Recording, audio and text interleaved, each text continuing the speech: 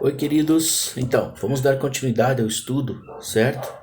Da semana passada, onde nós estávamos falando sobre os benefícios da ressurreição, ok?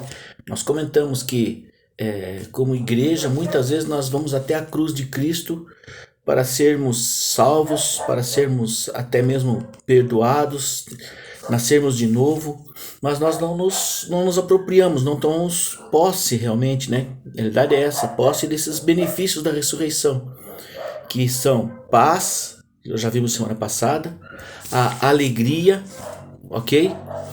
O Senhor Jesus apareceu e disse, né, apareceu para eles todos com medo, trancados, presos, retidos mesmo ali, né, nos temores, e o Senhor deu paz, encheu-os de paz, e eles constatando que era o Cristo ressuscitado, tá?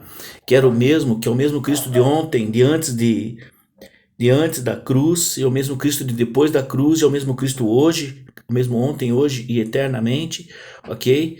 Ver isso confrontando, vendo as mãos deles, ok? As mãos e o lado dele, ok? E, e depois eles se encheram de alegria. Então, o primeiro foi, né? A paz que tira o temor, certo?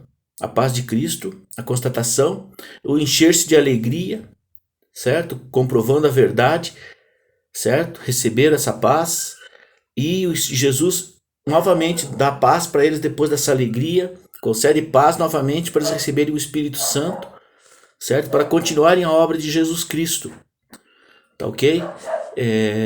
E isso provoca uma mudança no coração deles, que até ali eles tinham recebido o sopro, o Espírito Santo para eles fazerem alguns milagres no passado, certo? Se você lembra dos estudos que nós tivemos lá, quando Jesus voltou para Nazaré, na casa da irmã, da mãe dele, dos irmãos, ok? E não pôde fazer muitos milagres ali por causa da incredulidade do povo ao redor, que conhecia Jesus como o homem, né? Como menino, como criança, como jovem, mas não como filho de Deus, como Messias, ok? Daí ele envia o pessoal para os 2 a 2 para nas aldeias ao redor para expulsar demônios, certo? Dessa forma, só voltar lá. E ao receberem, isso muda o coração deles, ok? O coração medroso para um coração de paz, né? Um coração duro, de pedra, para um coração de carne, está em Ezequiel 11:19, certo? E uma coisa que nós temos que observar é que todos os milagres feitos através deles, de conhecimento de Jesus Cristo, não amolecia o coração deles. O coração deles foi amolecido apenas após ter recebido o sopro de Jesus, do Espírito Santo, receberiam o Espírito Santo. Amém? Ok, então vamos para frente. Aí, no versículo seguinte, tá? No 24, do 24 ao 29, vamos tentar ler agora, ok? Ora, João 20, do 24 ao 30, 24 ao 29. Ora, Tomé, chamado Dídimo, um dos 12, não estava com eles quando apareceu Jesus, ok? E disseram-lhe, então, os outros discípulos, vimos o Senhor. Mas ele respondeu, se eu não vir o sinal dos cravos nas mãos dele, não puser ali o dedo e não puser a mão no seu lado, de maneira nenhuma eu crerei. Ok, vamos ver esses 2 versículos, tá? Essa é a incredulidade, certo? Um pouquinho antes aqui, né? Jesus amoleceu o coração deles para dar capacidade para eles a perdoar, ok? Esse é o quarto, né? Não é essa. É o 23 ali, desculpem, tá ok? Dizendo isso, soprou sobre eles o Espírito Santo e disse, recebei o Espírito Santo. No 23, se vocês perdoarem os pecados de alguém, estes serão perdoados. E se não perdoardes, não serão perdoados. Essa capacidade de perdoar pecados, tá? Veja que vem depois de Jesus soprar o Espírito Santo sobre as pessoas, sobre eles ali, ok? Então nós só temos essa capacidade de perdão legítimo, certo? Perdão verdadeiro com o Espírito Santo em nossas vidas, certo? Esse benefício só veio após receber o Espírito Santo. Sem o Espírito Santo é impossível perdoar verdadeiramente, ok? É impossível. Tá? A gente esquece, deixa passar, mas o perdão legítimo do trono de Deus vem pelo Espírito Santo, ok? E aqui ele fala se você perdoar, mas se você não perdoar, não estarão perdoados, ok? E o que significa esse não perdoar? Isso me chamou muito a atenção no estudo ontem, tá ok? Não é a questão perdoar ou não, certo? A questão não é essa, mas é o que? É o contexto que diz aqui, né? O contexto da morte de Cristo, da ressurreição de Cristo, certo? Do coração de pedra, do coração de carne, para o coração de carne. Cristo mostra como temos autoridade sobre o pecado. Ele está dizendo aqui, vocês têm autoridade sobre todos os pecados. Aquele medo da cruz, aquele temor, morte, ressurreição, tudo aquilo está aqui, todos os pecados na cruz, ok, queridos? Então é isso que ele está falando aqui, certo? Que é o que? Nós temos autoridade para perdoar os pecados, tanto perdoar como reter, nós temos esse poder para perdoar pecados, ok? Então agora nós vamos para o 24.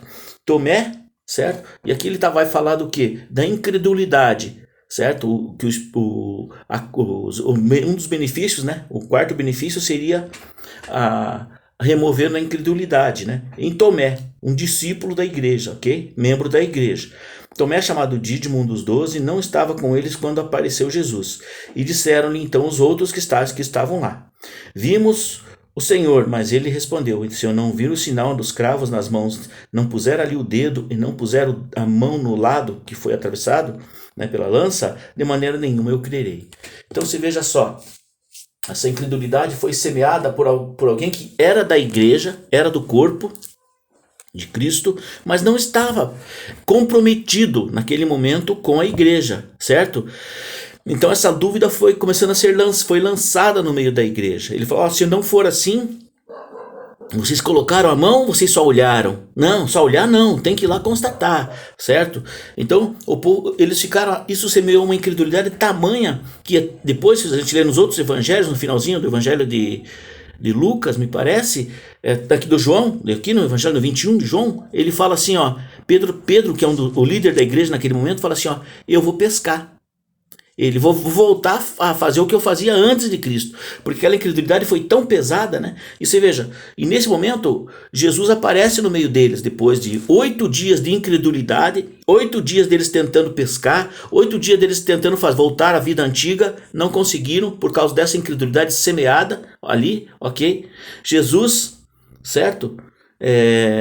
Que foi ao encontro de quem? Do que estava ausente. Jesus foi ao encontro do que estava ausente, ok? E daquele que não comprovou os primeiros 4 benefícios, né? Da ressurreição, não, paz, alegria, o Espírito Santo e a capacidade de perdoar. E o que aconteceu? Ele não, ainda que seguidor, também não entendia o que era a ressurreição, porque ele não tinha participado, certo? E assim, na igreja, será que existem pessoas que ainda não entenderam a ressurreição? Será que ainda não se apropriaram do benefício da ressurreição? Será que ainda não entenderam que isso é para a gente se apropriar desses benefícios, senão a igreja não anda? Será que você que está na igreja, congregando, querido, será que não é assim? Você veja, e Cristo vai diretamente nele, ok? Veja só que depois ele vai, 8 dias mais tarde, estavam, no 26, de novo os discípulos dentro de casa e Tomé com eles. Embora as portas estivessem trancadas, Jesus chegou perto, certo? Jesus chegou, apresentou-se no meio deles e disse: paz seja convosco. Baixou meu banquinho aqui, só um pouquinho. Paz seja convosco. 27. Então disse a Tomé. Veja que ele foi direto no problema da igreja. Ele foi direto no problema que estava causando o problema, certo? A incredulidade de alguns, de Tomé no caso. E disse-lhe: disse para Tomé, põe aqui o teu dedo nas minhas mãos, põe aqui a sua mão aqui do meu lado, né? Deve ter levantado a roupa lá, e falou assim, põe a mão aqui, põe o dedo aqui no meu furo, do meu lado aqui. Não seja incrédulo, mas seja crente. E disse Tomé: Senhor meu e Deus meu. Então disse-lhe Jesus: porque me viste e creste? Bem-aventurados os que não viram e creram. Ok? Essa capacidade aqui é a sexta, certo? A quinta era removeu a incredulidade, a remoção da incredulidade. É o crer no invisível, querido. Hoje Cristo não está mais entre a gente, não está mais fisicamente entre a gente, mas Cristo está de maneira invisível. certo? Essa capacidade de crer no invisível. Ele fala: bem-aventurados, felizes, são aqueles que não viram, mas creram. Então, esse é o sexto benefício, tá ok? Da igreja, da ressurreição, tá ok? É o crer sem ver. Isso é fé. Crer sem ver é fé, é esperança. Amém? Então, sem esse último benefício aqui, queridos, o que a gente vai fazer? Em que a gente está crendo? Se nós não tivermos esse benefício aqui, nós seremos como Tomé. Vamos pescar, voltamos a pescar, uma hora a gente vai pescar, uma hora a gente vai trabalhar, uma hora vai na igreja, de vez em quando vai na igreja. Então nós temos que nos firmar, queridos.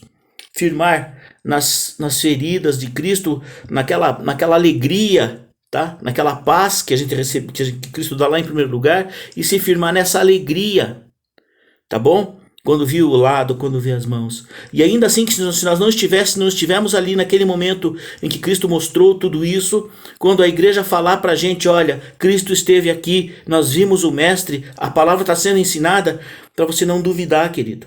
Porque você vai ser bem-aventurado, porque, eu não vi, mas há uma esperança para que você que não esteve lá, certo? Como Tomé, há uma esperança. Você é bem-aventurado se você crê sem ver.